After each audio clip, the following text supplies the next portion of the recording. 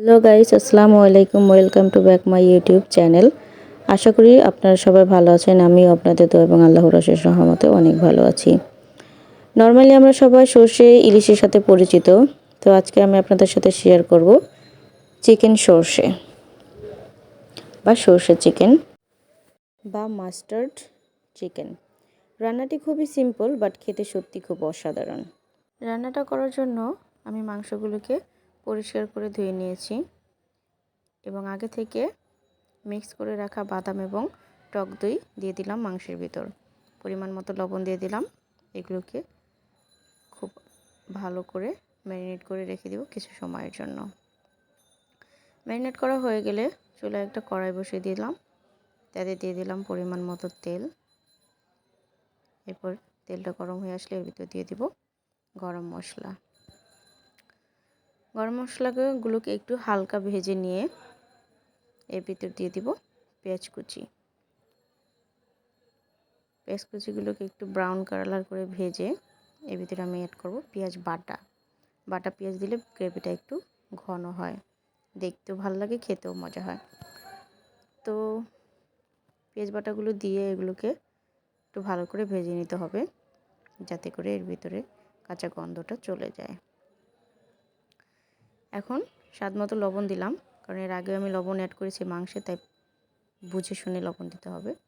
এরপর দিয়ে দিলাম আদা বাটা। আমি আদা এবং রসুন একসাথে মিক্স করে বেটে রেখেছিলাম, আপনারা চাইলে আলাদা আলাদাও দিতে পারেন। 2 টেবিল চামচ আদা বাটা দিয়ে একটু হালকা নেড়ে চেড়ে এর ভিতরে অ্যাড করে দিলাম 1 টিস্পুন হলুদের গুঁড়ো, 1/2 টিস্পুন লাল মরিচের গুঁড়ো আর 1 টিস্পুন ধনিয়ার গুঁড়ো। এগুলোকে একটু হালকা মিক্স করে অ্যাড করে দিচ্ছি 1/2 টিস্পুন জিরের গুঁড়ো।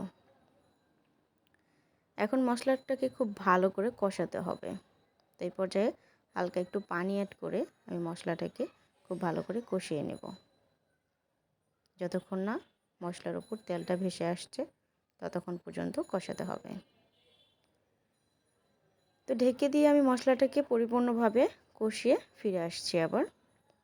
এতে আমার মশলাটা কষানো হয়ে গেছে। এখন হালকা একটু নেড়ে দিয়ে এর ভিতরে আমি মাংসটা অ্যাড করে দেব।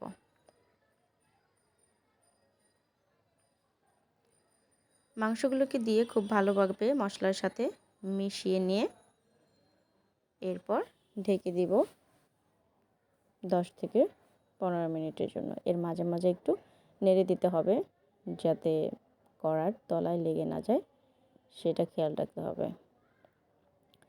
আর যে বাটিটায় আমি ম্যারিনেট করে রেখেছিলাম মাংসগুলো, সেই বাটিটা দিয়ে হালকা একটু পানি দিয়ে দিলাম। এখন ঢেকে রেখে দিব 10 মিনিটের জন্য। ফিরে আসছি 10 মিনিট পর। ফিরে আসলাম 10 মিনিট পরে। এখন আমি সর্ষে বাটাটা দিয়ে দিব। এটাকে আমি কাঁচামরিচ এবং 2-3টা কাঁচামরিচ এবং কিছুটা লবণ দিয়ে বেটে নিয়েছি। এতে তিতে তিতে ভাবটা হয় না। এখন এটাকে খুব ভালোভাবে একটু মিক্স করে কিছুক্ষণ কষিয়ে নেব। কষানো হয়ে গেলে এর ভিতর আর একটু পানি দিয়ে জাল দিব, বেশি পানি দিব না, কারণ আমার মাংসটা 80% সিদ্ধ হয়ে গেছে। বাকি যতটুকু আছে আমি লো ফ্লেমে জালটাকে রেখে কুক করে নেব। এ পর্যায়ে আমি 3-4টি কাঁচা মরিচ অ্যাড করেছি জাস্ট ফ্লেভারের জন্য। আমি মরিচগুলোকে নামিয়ে দিয়েছি। এই পর্যায়ে আমি কিছুটা ভাজা জিরার গুঁড়ো অ্যাড করে দেব। তারপরে 1 টেবিল চামচ দিয়ে দেব ঘি আর 1 টেবিল চামচ পরিমাণ দিয়ে দিব কাঁচা সরিষার তেল। অবশ্যই কাঁচা সরিষার তেলটা ইউজ করার চেষ্টা করবেন, এতে ফ্লেভারটা খুব ভালো আসে। এরপর মশলাগুলো মিক্স করে ঢেকে দিব। ফিরে আসবো রান্নার শেষে। এতে আমার রান্নাটা কমপ্লিট। এখন আমি এটাকে পরিবেশন করে দেখাচ্ছি। এতে দেখুন এটা দেখতে কতটা সুন্দর হয়েছে, সত্যি খুব লোভনীয় হয়েছে আর খেতেও খুব মজা হয়েছিল। তো আপনারাও আমার রেসিপি ফলো করে চেষ্টা করবেন রান্না করার, আর অবশ্যই কমেন্ট করে জানাবেন কার রান্নাটা কেমন হলো। তো ভালো থাকবেন, সুস্থ থাকবেন, আল্লাহ হাফেজ।